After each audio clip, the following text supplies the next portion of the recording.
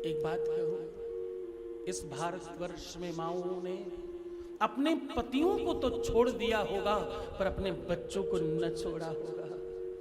हाँ, अपने बच्चे को अपनी कोख से लगाकर, अपने सीने से लगाकर, अपने आंचल में समेट कर रखकर, इस पूरी दुनिया से बचाकर धूप छांव में संग्रहित रहकर संरक्षण करके मानो इस कदर बचाए रखा जैसे कोई माली अपने वृक्ष को, अपने पुष्प को बचा कर रखता है, मुरझाने नहीं देता।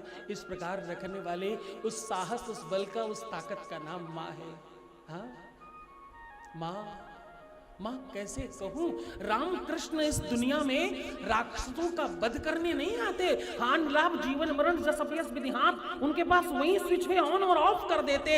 वो तो माँ की ममता ग्रहण करने आते, वो तो माँ का मातृत्व प्राप्त करने आते, वो तो माँ का स्नेह लेने आते, वो तो माँ की गोद में लेटने आते, वो तो उस सानिध्य में उस स्नेह, जो स्नेह भरा हाथ सर पर फिरता उसलिए आते। वो उस प्रेम के वशीभूत होकर भागे दौड़े चले आते। तुम्हें असली भोजन का स्वाद बताऊं ना, वो बड़े बड़े महंगे रेस्टोरेंट में चम्मच और कांटों से खाने वालों, मैं सत्य कहूं वो स्वाद याद करना जब पहली बार तुम्हें तुम्हारी माँ ने अपने हाथों से निवाला खिलाया था। एक बार याद करना उन उंगलियों को, उन हाथों को याद करना जिन्होंने पहली बार तुम्हारे मुख में वो निवाला डाला और तुम्हें वो स्वाद का अनुभूति कराई। जब तुम्हें मालूम नहीं था क्या कौन सा स्वाद होता है, उस समय तुम्हें उस स्वाद को का दर्शन कराने वाले का नाम, अन्नप्राशन कराने वाले का नाम, इस दुनिया में तुम्हें तुम्हारे प्राण के रक्षण कराने वाले का नाम माँ है। रूखा सूखा खाकर जैसे तैसे अपने जीवन को पाल कर तुम्हें अपने हृदय के अमृत को पिलाने वाली उस शख्स का नाम माँ है। मैं सत्यता कहूं, माँ इस दुनिया का सबसे अद्भुत दर्शन है। जिनके जीवन में माँ नहीं है ना,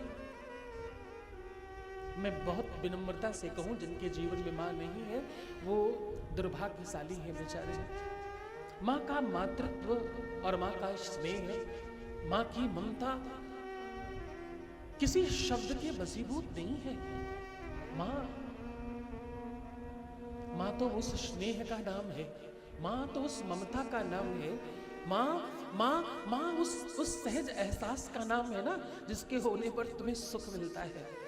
तुम्हारे घर में जब तुम्हें बिल्कुल निडरता लगे ना, जब तुम्हारे घर में तुम्हें किसी प्रकार की कोई चिंता ना हो, तुम्हारे घर में कम व्यवस्थाओं के बावजूद अच्छा स्वागत हो जाए तुम्हारे घर मेहमान के आने पे, तो तुम समझना तुम्हारे घर में माँ बैठी है पीछे के।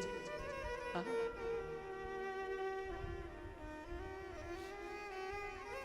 अच्छी नींद माँ की गोद में सर रखने के बाद आती है। मैं सत्य कहूं,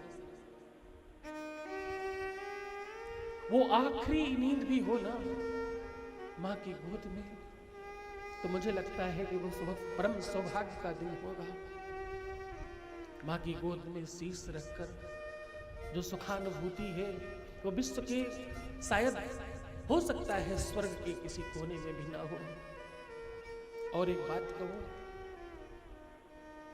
विश्व में किसी भी इंसान को अगर तुम में कोई गलती नहीं दिखाई पड़ती ना, तुम्हारे कितने भी खराब होने के बावजूद तुम्हें बुरा नहीं मानती, जो भले कितना बड़बड़ कर ले, कुछ भी कह दे, तुम्हें खूब गरिया ले, मार ले, पीट ले, उसके बावजूद सहज हाथ से मारने वाली, कहीं तुम्हें चोट ना लगे इस बात का एहसास करने वाली, और तुम्हें मारकर स्वयं चीख कर रोने वाली जो है ना, उसका नाम माँ है।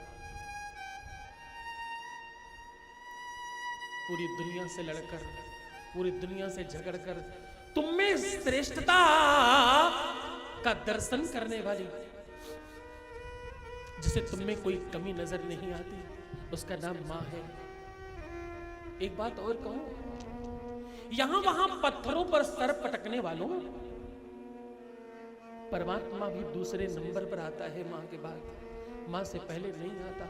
माँ से ऊंची आवाज में बात करने वालों, माँ का अपमान करने वालों, माँ को भला बुरा कहने वालों और माँ का सम्मान नहीं करने वालों, मैं सच कहूं तुमसे अच्छा राक्षस होगा तुम इंसान तो नहीं हो सकते। तुम कैसे भूल सकते हो? तुम्हारे जीवन की सांसों का हकदार कोई है, उसका नाम मां है।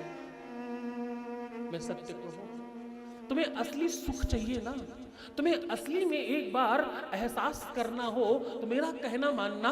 मैं हर बार कहता हूं, आज फिर कह रहा हूं, मां के चरणों में अपना शीश रखना, अपना माथा वहां टिकाना और फिर आशीष का दर्शन करना। आशीर्वाद किसे कहते हैं? एक बार उनके चरणों में अपना शीश रख कर देखो, एक बार उनके चरणों में अपना शीश झुका कर देखो, फिर तुम्हें पता लगेगा कि वास्तव में मां किसे कहते हैं।